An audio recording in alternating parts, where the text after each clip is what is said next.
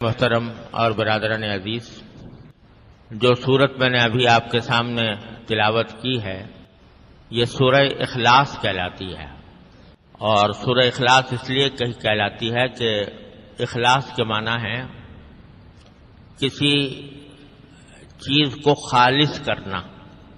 تو اس مبارک سورت میں اللہ تبارک و تعالی کی عبادت کو خالص کرنا مقصود ہے کہ عبادت صرف اللہ کے لیے ہو، خالص اللہ کے لیے ہو، اس کے ساتھ کوئی ملاوٹ نہ ہو، اس لیے اس کو سورۃ الاخلاص کہتے ہیں۔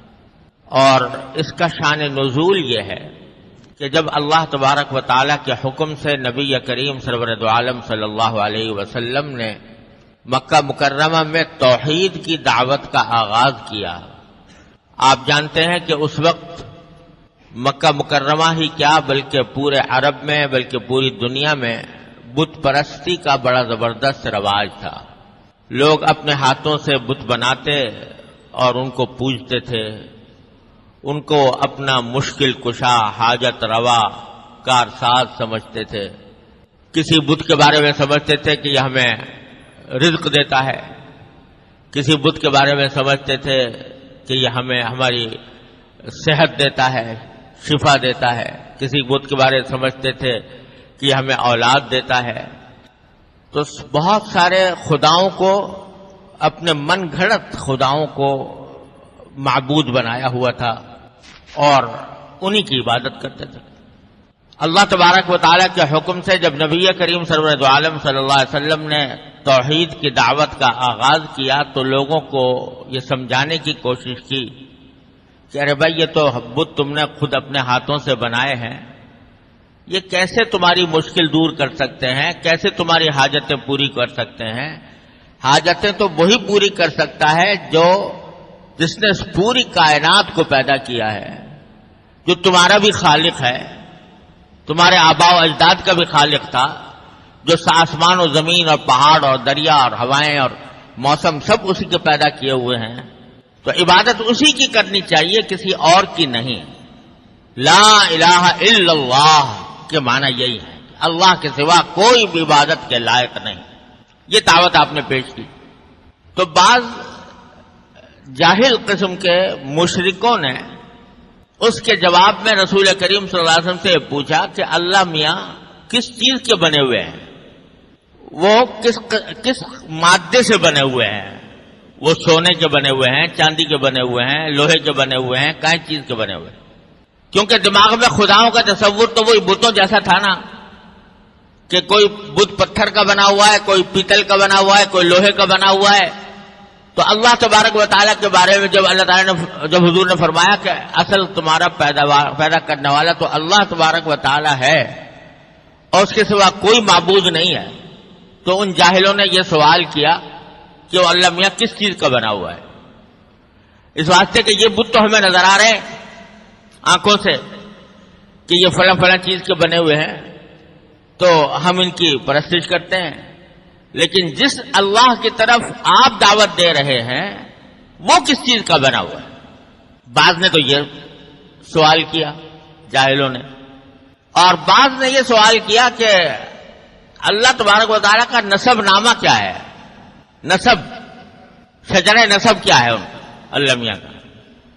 کیونکہ دنیا میں ہم جب کسی انسان کے بارے میں معلومات حاصل کرتے ہیں تو پوچھتے ہیں بھئی تم یہ کس کے بیٹے ہو، تمہارا باپ کون تھا، باپ کون تھا، دادا کون تھا، پردادا، سگردادا، تو اس کا نسب ہمیں معلوم ہوتا ہے۔ تو اللہ میاں کا کیا نسب ہے، وہ کس کے بیٹے ہیں اور کس کے پوتے ہیں؟ تو اس طرح کے فضول جاہلانہ سوالات کیے۔ حالانکہ ذرا سی بھی عقل ہو تو آدمی سوچ لے کہ اگر اللہ میاں بھی یہ پیتل اور لوہے اور یہ سونے سے بنے ہوئے ہوں تو اس کا مطلب یہ کہ وہ خدا تو نہ ہوئے۔ خدا تو وہ ہوتا ہے کہ جو کسی چیز سے بنا کا محتاج نہیں ہوتا، سب اس کے محتاج ہوتے ہیں، کوئی اس کا محتاج نہیں ہوتا۔ تو اگر سونے کے بنے ہوئے ہوتے تو اس کا مطلب ہے کہ سونا پہلے وجود میں آیا اور اللہ میاں بعد میں وجود میں آئے۔ اور سونے کو کسی نے ڈھال کے معاذ اللہ تعالیٰ کی شکل میں بنا دیا تو اللہ تعالیٰ وجود میں آ گئے. یہ معمولی سی سمجھ والا آدمی بھی سمجھ سکتا تھا، لیکن ایسے ہی فضول سوالات ان لوگوں نے کیے تو اس پر یہ سورہ اخلاص نازل ہوئی، جس میں بڑے ہی عجیب انداز میں اللہ تبارک و تعالیٰ کی صفات بیان فرمائی گئی. اور سورت ایسی ہے نازل ہوئی کہ ایک حدیث میں آتا ہے کہ نبی کریم سرور عالم صلی اللہ علیہ وسلم نے ایک مرتبہ صحابہ کرام سے فرمایا کہ تم لوگ ذرا سب جمع ہو جاؤ تو میں تمہارے سامنے 1/3 قرآن کی تلاوت کروں گا. 1/3 قرآن کی. تو سارے حضرات جمع ہو گئے تو اس پر نبی کریم صلی اللہ علیہ وسلم نے اس سورہ اخلاص کی تلاوت فرمائی اور فرمایا کہ یہ سورت جو ہے یہ 1/3 قرآن کے برابر ہے. اس لیے اس سے فقہاء کرام نے یہ مستنبط کیا کہ اگر کوئی شخص سورہ اخلاص کی تلاوت کر لے تو اتنا ثواب ہے جتنا 1/3 قرآن کی تلاوت کرنے کا ثواب ہوتا ہے. اور اس کا مطلب یہ ہوا کہ 3 مرتبہ اگر سورہ اخلاص کی تلاوت کر لے تو گویا پورے قرآن کی تلاوت کر لی. اس لیے آپ نے دیکھا ہوگا کہ جب ایصال ثواب کسی کو کیا جاتا ہے، جب آپ نے بھی سنا ہوگا کہ کسی کی قبر پر جا کر اس کو سلام عرض کیا جاتا ہے اور سلام کرنے کے بعد پھر عام طور سے یہ مشورہ دیا جاتا ہے کہ بھئی 3 مرتبہ قل هو اللہ احد پڑھ کے اس کو ثواب پہنچا دو. تو ویسے تو کوئی بھی سورت پڑھ کے ثواب پہنچا دے، سورت بھی نہ پڑھے، ذکر کر لے، کوئی سبحان اللہ کہہ دے اس کا ثواب پہنچا دے، ویسے ہی دعائے مغفرت کر دے، سب کچھ جائز ہے. کوئی خاص طریقہ متعین نہیں ہے شریعت کے اعتبار سے. کسی کی قبر پر جا کر کچھ پڑھنے کا کوئی خاص طریقہ شریعت نے متعین نہیں کیا. یہ ضرور کہا ہے بھائی جب جاؤ تو قبر والے کو سلام کر لو، السلام علیکم ورحمۃ اللہ، لیکن کوئی خاص ذکر پڑھنے کے لیے شریعت نے متعین نہیں کیا. لیکن بزرگوں نے یہ فرمایا کہ بھئی جب کچھ پڑھنا ہو تو بہتر یہ ہے کہ 3 مرتبہ قل هو اللہ احد پڑھ کر اس کا ثواب پہنچا دو، کیونکہ یہ تقریباً ایسا ہو جائے گا جیسے کہ پورا قرآن پڑھ کر ایک قرآن کا ثواب پہنچا دیا. تو اس لیے اس کی یہ فضیلت بھی بیان ہوئی ہے حدیث میں. اور ایک حدیث میں آتا ہے کہ ایک صحابی تھے، وہ بکثرت نماز میں قل هو اللہ احد بہت کثرت سے پڑھا کرتے تھے. تو حضور اقدس صلی اللہ علیہ وسلم سے نے پوچھا کہ بھئی تم بہت کثرت سے قل هو اللہ پڑھتے ہو تو اس کی وجہ کیا ہے؟ تو انہوں نے کہا کہ یا رسول اللہ مجھے اس سورت سے محبت بہت ہے، میں اس سورت سے بہت محبت کرتا ہوں تو اس واسطے پڑھتا ہوں. تو رسول کریم صلی اللہ علیہ وسلم فرمایا کہ حبک ایہا ادخلک الجنہ، جو تم اس سورت سے محبت کرتے ہو تو اس محبت کی وجہ سے اللہ نے تمہیں جنت میں داخل کر دیا. تو اس واسطے اس سورت کی اس لحاظ سے بڑی عظیم فضیلت ہے. اور ایک حدیث میں آتا ہے کہ اگر کوئی شخص یہ سورت قل هو اللہ احد صبح شام پڑھا کرے تو اللہ تعالیٰ اس کے حاجتوں کے لیے کافی ہو جاتا ہے. یہ الفاظ بھی آئے ہیں. اور فرمایا کہ کسی بھی شخص کو رات کو سونے سے پہلے اس وقت تک نہیں سونا چاہیے جب تک کہ قل هو اللہ احد اور قل اعوذ برب الفلق قل اعوذ برب الناس نہ پڑھ لے. 3 صورتیں پڑھ کر سوئے.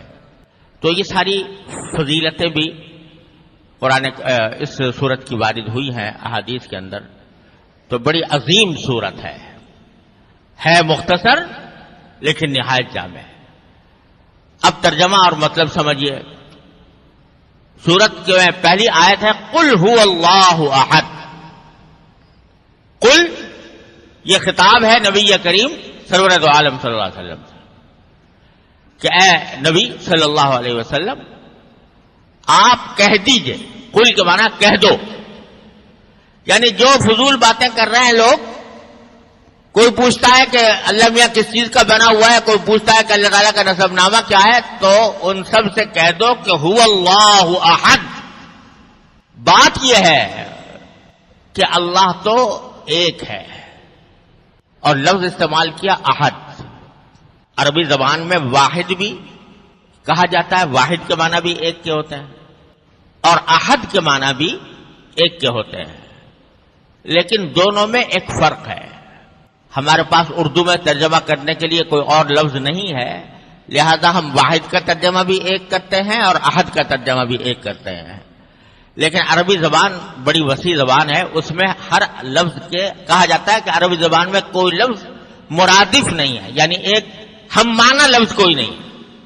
ہر لفظ میں کوئی نہ کوئی ایسی بات ہوتی ہے جو دوسرے لفظ میں موجود نہیں. تو احد بھی ترجمہ اگرچہ اس کا بھی ایک کیا جاتا ہے، لیکن دونوں میں فرق یہ ہے کہ جب واحد کہتے ہیں تو واحد کے معنی تو یہ واحد مقابلے میں ہوتا ہے اثنین ثلاثہ کے، یعنی ایک جو مقابلے میں ہے دو کے اور تین کے. تو اگر یہ کہا جائے کہ اللہ واحد ہے تو اس کے معنی یہ ہے کہ خدا دو نہیں ہے، تین نہیں ہے، چار نہیں ہے، پانچ نہیں ہے، ایک ہے. تو وہ ایک معنی میں ہے ایک سے زیادہ کی نفی کرنے کے لیے، ایک سے زیادہ کو کا احتمال ختم کرنے کے لیے واحد کا لفظ استعمال ہوتا ہے. کہتے ہیں اللہ ایک ہے، کیا معنی؟ واحد ہے اگر کہیں گے تو معنی کیا ہے کہ اللہ میاں دو نہیں ہے، ایک ہی ہے. اور احد کہا جاتا ہے اس چیز کو جس کے اندر کوئی جز نہ ہو، جز ہی کوئی نہ ہو. مثلا ایک چیز ہے جو 10 چیزوں کی بنی ہوئی ہے تو ایک ہی، لیکن 10 چیزیں مل کر وہ ایک چیز بنی ہے. اب یہ کرسی ہے، مثلا یہ کرسی ایک ہے، جب پوچھو گے تو کیا کہیں گے کہ ایک ہے، لیکن یہ واحد تو ہے، احد نہیں ہے. کیوں نہیں ہے؟ اس واسطے کہ یہ بہت ساری چیزیں مل کر بنی ہے. لکڑی، پائے کی لکڑی الگ ہے، ہتھے کی لکڑی الگ ہے، پیچھے پشت کی لکڑی الگ ہے، اس میں وہ بھی لگا ہوا ہے، گدا بھی لگا ہوا ہے، اس میں کیلیں بھی لگی ہوئی ہے. تو یہ ہے تو واحد لیکن احد نہیں ہے، اس واسطے کہ اس کے بہت سارے اجزاء ہیں اور بہت سارے اجزاء سے مل کر یہ ایک کرسی بنی ہے. تو جب اردو میں ہم کہیں گے تو ایک ہی کہیں گے نا، لیکن عربی زبان میں ہم اس کو واحد تو کہہ سکتے ہیں لیکن احد نہیں کہہ سکتے. احد اس لیے نہیں کہہ سکتے کہ اس کے بہت سارے اجزاء ہیں. احد اس کو کہیں گے جس کا کوئی جز ہی نہیں سرے سے، وہ کسی چیز سے مل کر نہیں بنا، اس کے کوئی اجزائے ترکیبی نہیں ہے، اس کے کوئی انگریڈینٹس نہیں ہے، اس کے کوئی عناصر نہیں ہے جس سے مل کر وہ بنا ہو. تو هو اللہ احد، بات یہ ہے کہ اللہ تو احد ہے. کیا مانا؟ کہ وہ تو کسی چیز سے نہیں بنا، اس کے کوئی اجزاء نہیں ہے. یہ جو تم کہہ رہے ہو کہ سونے سے بنا ہوا ہے یا لوہے سے یا پیتل سے یا کس چیز سے، تو اس کا کوئی جز نہیں، اس کا کوئی مادہ نہیں. وہ تو ایک ایسی ذات ہے جو سارے مادوں کی خالق ہے. سارے کائنات میں ایک ایک چیز جو پائی جاتی ہے، چھوٹی ہو یا بڑی، وہ اللہ تبارک و تعالیٰ کی پیدا کی ہوئی ہے. لہذا اللہ احد ہے، اس کا کوئی جز نہیں، وہ کسی چیز سے مرکب نہیں. لہذا سوال ہی بیکار ہے کہ سونے سے بنا ہوا ہے یا پیتل سے بنا ہوا ہے یا لوہے سے بنا ہوا ہے، کس چیز سے بنا ہوا ہے؟ وہ تو احد ہے. احد کیوں ہے؟ اس کے اجزاء کیوں نہیں ہے؟ اس لیے کہ اللہ صمد، اللہ صمد ہے. اب یہ صمد بھی ایسا لفظ ہے کہ اردو میں ترجمہ کرنا بڑا مشکل ہے. اس کا صحیح ٹھیک ترجمہ کرنا. اگر قرآن کریم کے ترجمے اٹھا کر دیکھو تو صمد کا ترجمہ عام طور سے یہ کیا جاتا ہے کہ اللہ بے نیاز ہے. صمد کے معنی بے نیاز. لیکن یہ طرح ایک لفظ سے اس کا پورا معنی ادا نہیں ہوتا، پورا مفہوم ادا نہیں ہوتا.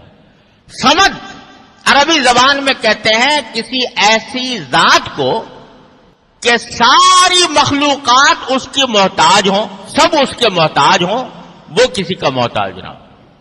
صمد کہا جائے گا اس کو کہ جس کو بھی کوئی حاجت پیش آئے، کوئی ضرورت پیش آئے تو اس کے پاس جائے، اس سے مانگے کہ مجھے یہ حاجت پیش آ گئی، میری حاجت پوری کر دیجیے اس کو. اور وہ کبھی کسی کا حاجت مند نہ ہو، اس کو کبھی کسی کی ضرورت نہ ہو، اس کے ساتھ کبھی ایسا نہ ہوتا ہو کہ اس کو ضرورت پیش آئی تو وہ کسی دوسرے سے جا کر اپنی ضرورت پوری کرائے. تو وہ سب کا کارساز ہو، سب کی حاجتیں پوری کرنے والا ہو، اور اس کو کسی کی احتیاج نہ ہو، اس کو کسی کی حاجت نہ ہو. ایسی ذات کو کہتے ہیں صمد. تو اللہ صمد، اللہ تعالیٰ صمد ہے، یعنی سب کو اس کی ضرورت ہے، اس کو کسی کی ضرورت نہیں. چونکہ سب کو اس کی ضرورت ہے اور اس کو کسی کی ضرورت نہیں، تو اگر وہ کسی چیز سے بنا ہوا ہوتا، کسی بھی چیز سے، سونے سے، چاندی سے، کسی بھی چیز سے، تو اس کا مطلب یہ ہوتا کہ وہ اپنے وجود میں اس سونے کا محتاج ہے. فرض کرو ایک زیور ہے، وہ سونے کا بنا ہوا ہے، تو زیور وجود میں آ نہیں سکتا جب تک کہ پہلے سونا موجود نہ ہو. جب سونا ہوگا، اس کو ڈھالا جائے گا تو زیور بنے گا. تو زیور محتاج ہے کس کا؟ سونے کا. تو اگر اللہ تبارک و تعالیٰ کو کہا جائے کہ وہ سونے کا بنا ہوا ہے تو اس کے معنی اللہ میاں محتاج ہو گئے سونے کے، حالانکہ اللہ تعالیٰ کسی کا محتاج نہیں. تو اس واسطے بھی وہ کسی چیز سے بنا ہوا نہیں ہو سکتا. اور دوسری طرف سارے اس کے محتاج ہیں، سارے اس کے محتاج ہیں، یعنی سونا بھی اس کا محتاج ہے. جب ساری مخلوقات اس کے محتاج ہیں تو سونا بھی اس کا محتاج ہے. یعنی وہ وجود، سونا وجود میں آ نہیں سکتا جب تک کہ اللہ تعالیٰ اس کو پیدا نہ کرے. لہذا سونا تو خود محتاج ہے اللہ تبارک و تعالیٰ کا اپنے وجود میں. جب تک اللہ تعالیٰ اس کو پیدا نہیں کرے گا، اس وقت تک پیدا نہیں ہوگا. تو وہ تو وجود میں آیا اللہ کے پیدا کرنے سے، جس کے معنی اللہ تعالیٰ پہلے سے موجود تھے، سونا بعد میں اللہ تعالیٰ کی تخلیق سے وجود میں آیا. تو اس واسطے وہ سونا ہو یا چاندی ہو یا لوہا ہو یا پیتل ہو یا پتھر ہو یا کوئی اور چیز ہو، اللہ تعالیٰ کسی چیز سے بنا ہوا نہیں. اب جیسے انسان ہے، گوشت پوش کا بنا ہوا ہے، ہڈیاں گوشت پوش، تو انسان محتاج ہے اس کا، گوشت پوش ہڈیوں کا. اگر یہ نہ ہو تو انسان کا وجود ختم، تو محتاج ہے اس کا. تو اللہ تعالیٰ نہ گوشت ہے، نہ پوست ہے، نہ ہڈی ہے، نہ سونا ہے، نہ چاندی ہے، نہ پیتل ہے، نہ لوہا ہے، نہ پتھر ہے، نہ کوئی اور مادہ ہے. وہ تو ایسی ذات ہے کہ سب اس کے محتاج ہیں. یہ معنی اللہ الصمد. پھر فرمایا کہ لم یلد ولم یولد. یہ جواب ہے ان کا جو کہہ رہے تھے لمیہ کا نسب نامہ کیا ہے، اللہ تعالیٰ کا باپ دادا کون ہے یا اس کی اولاد کون. فرمایا لم یلد ولم یولد، نہ اس نے کسی کو جنا اور نہ وہ کسی سے جنا گیا.